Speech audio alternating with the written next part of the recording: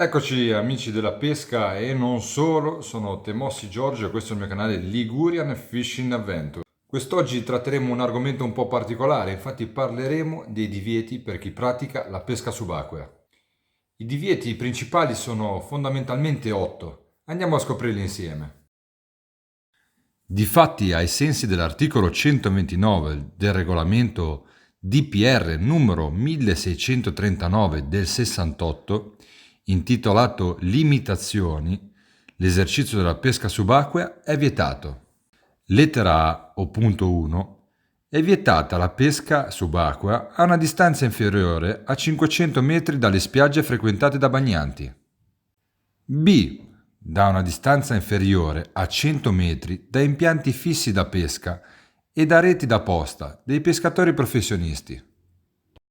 Lettera C. A una distanza inferiore a 100 metri dalle navi ancorate fuori dai porti. Lettera D.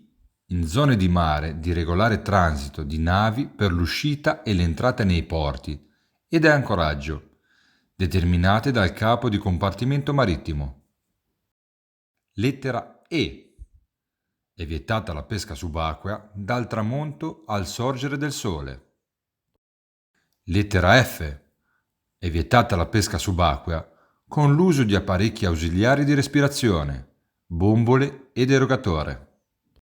Lettera G. Con l'utilizzo di fonti luminose ad eccezione della torcia. Lettera H. Attraversare le zone frequentate dai bagnanti con l'arma subacquea carica. Adesso un breve suggerimento per chi vuole raggiungere un posto di villeggiatura o una zona di pesca è quella sicuramente di informarsi prima sui regolamenti esistenti e chiedere informazioni presso la Guardia Costiera o cercare su internet. Infatti l'unico modo per evitare salati verbali è quello di fare una breve ricerca sul web per reperire l'ordinanza della regione di residenza. Attenzione che talvolta esistono anche quelle comunali, per sapere con sicurezza come comportarsi. Generalmente Sicilia e Sardegna sono le regioni che prolungano la stagione fino al 31 di ottobre. Segue poi l'Emilia-Romagna che fissa il limite al 28 di ottobre. Seguono poi tutte le altre regioni, anche se la maggior parte non si discosta molto dal 30 di settembre. Esiste poi rare eccezioni, ad esempio la Puglia, in cui la stagione balneare copre l'intero anno solare e impone 24 ore al giorno il rispetto della fascia di balneazione, 200 metri. Viene da sé che in casi limiti come questo, la prescritta distanza di 500 metri si riduce ma non si annulla mai veramente. Adesso facciamo alcune riflessioni o considerazioni. Il limite che pone più problemi interpretativi è quello del punto A, il divieto sulla distanza minima da mantenere di 500 metri nelle spiagge frequentate da bagnanti, anche perché il divieto dell'articolo 129 è ribadito praticamente in tutte le ordinanze balneari. Per chiarire il significato della norma, cerchiamo di rispondere agli interrogativi più comuni, come ad esempio la distanza di 500 metri vale per le spiagge vere e proprie o anche per le scogliere. Letteralmente spiaggia è una cosa diversa da scogliera, ma la ragione della norma è quella di tutelare i bagnanti. Pertanto, l'obbligo di mantenere la distanza di rispetto deve ritenersi valida anche nel caso di scogliere frequentate da bagnanti. Alcune ordinanze, però, nel caso di scogliera a picco, prevedono una distanza inferiore, di solito 100-200 metri, o addirittura consentono di pescare a ridosso della roccia, ma solo in assenza di bagnanti. Ma che cosa si intende per spiaggia frequentata da bagnanti? Le risposte possibili sono sostanzialmente tre. La prima, tratto di costa sul quale sia effettivamente presenti dei bagnanti, è l'interpretazione più permissiva, perché non solo in inverno, ma anche in piena stagione balneare si potrebbe tranquillamente pescare in assenza di bagnanti. Esistono casi di ordinanza balneare, penso alla Liguria, in cui, con le dovute particolarità del caso, questa interpretazione è esplicitamente accolta in riferimento alle coste rocciose a picco. Ma in generale questa è un'interpretazione da scartare, perché creerebbe situazioni assurde. Ad esempio, dopo pochi minuti che il pescatore si è immerso, ecco che arriva la famigliora con il telo da mare e il figliolo si tuffa in mare con tanto di ciambella. Il pescatore dovrebbe immediatamente scaricare il fucile e portarsi ad almeno 500 metri di distanza. Impossibile. Cosa si intende per spiaggia frequentata da bagnanti? Interpretazione 2. Tratto di costa solitamente frequentato dai bagnanti. È un'interpretazione intermedia che appare più ragionevole perché tutela i bagnanti senza inasprire inutilmente il divieto nei confronti dei pescatori subacquei. E per finire l'interpretazione numero 3. Cosa si intende per spiaggia frequentata dai bagnanti? Tratto di costa astrattamente frequentabile dai bagnanti è l'interpretazione restrittiva, talvolta alla base di alcuni verbali discutibili, interpretazione che finisce per rendere la norma inutilmente vessatoria nei confronti dei pescatori subacquei, senza portare alcun vantaggio effettivo alla tutela dei bagnanti.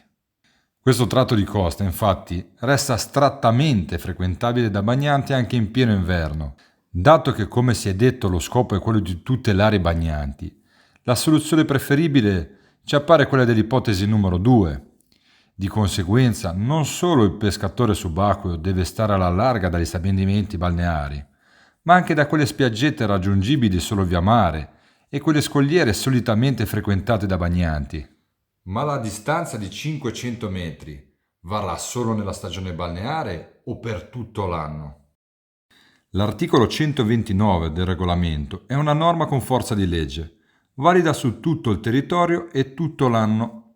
Ciò nonostante, è ormai pacifico e accettato da tutti che il limite sia operativo solo durante la stagione balneare, definita dall'ordinanza balneare. Evidentemente il motivo di questa interpretazione sta proprio nella ragione della norma, che è quella di tutelare i bagnanti. Il concetto di spiaggia solitamente frequentata dai bagnanti, al contrario delle altre due ipotesi, è perfettamente compatibile con questa interpretazione.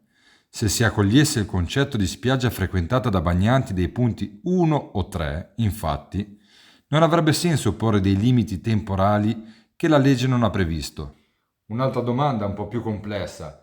Ci si può immergere in una spiaggia piena di bagnanti che stanno facendo il bagno con il nostro fucile in mano? E come si può misurare questa distanza di 500 metri da raggiungere poi per poter pescare? Sì, ci si può immergere da una spiaggia frequentata da bagnanti, a patto però di caricare il fucile solo dopo che si è raggiunta la distanza di rispetto, che si calcola a ventaglio, ossia in tutte le direzioni, e non solo verso il largo. In caso di una piccola cala, tra due tratti di costa rocciosa, i 500 metri andranno percorsi o verso il largo o perpendicolari alla costa.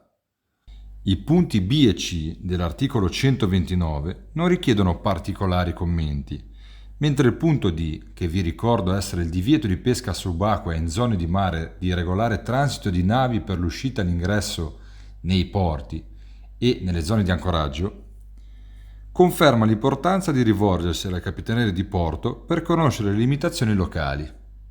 Sul divieto di pesca notturna, previsto dal punto E, possiamo solo notare come la proibizione si giustifica col fatto che molte specie ittiche, durante le ore notturne, diventano molto vulnerabili, specie se illuminate da torce subacquee. Va aggiunto che oltre ad essere vietata ed antisportiva, la pesca subacquea notturna racchiude anche rischi maggiori per l'incolumità del pescatore subacqueo. Si pensi ad esempio al rischio di rimanere impigliati in una rete non vista. Con riferimento alle distanze di rispetto, le ordinanze balneari giocano un ruolo essenziale perché spesso individuano le aree specifiche in cui è vietata la balneazione, che dobbiamo ritenere un presupposto per l'esercizio della pesca in apnea.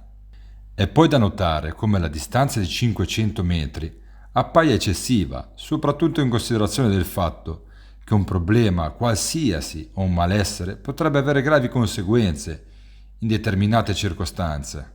Inoltre, se si considera che le stesse imbarcazioni devono rispettare una distanza minore, solitamente 300 metri, appare davvero difficile comprendere la ragione di una distanza così grande.